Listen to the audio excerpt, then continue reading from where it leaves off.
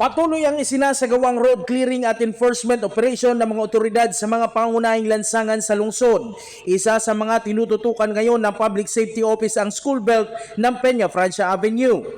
Igwa po bagang binilog ang syudad na itong Naga City Urban Transportation and Mobility Council.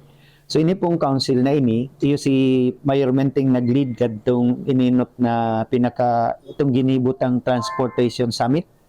So after po kadto, so instruction na tinao magpuuna sa mga pilot areas. Dahil na maghalat na buong syudad, buong implementation, kundi inana sa piling mga liga.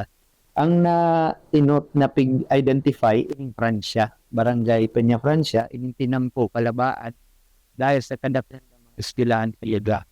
Alagad bang nagpupuuna kaming magpreparar, nag-revise instruction as in pinabali na po ining libuton sa magsaysay. So DPWH nagpadara na ng surat sa syudad na may mga urol sa mga area. So kami man from the LGU side pigkalampta ito nag-enforcement operation kita sa area. Ayon kay Gumba, hindi lang ang sasakyan kundi maging mga pedestrians ay kasali sa kanilang ipapatupad na interbensyon. May inilaan ring lugar ang Public Safety Office na loading and unloading area, lalo't isa ito sa nagpapamagal ng daloy ng trapiko. Samantala, naayos at natugunan na ng Public Safety Office ang inirereklamong traffic lights sa kahabaan ng Magsaysay at Peña Francia Avenue. Pinag-aaralan na rin ng Public Safety Office ang pagpapatupad ng no contact apprehension policy gamit ang mga installed CCTV sa lungsod.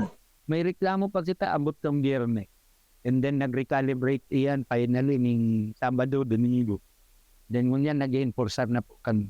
So hopefully ma-minimize na itong reklamo sa mga tungkol sa tambay ang pedestrian, hakasugo, iba pang mga configurations. Naayos na po ito na weekend and ngunyan nasa enforcement na kami. So pag nag-agi ka dyan, sumunod ka.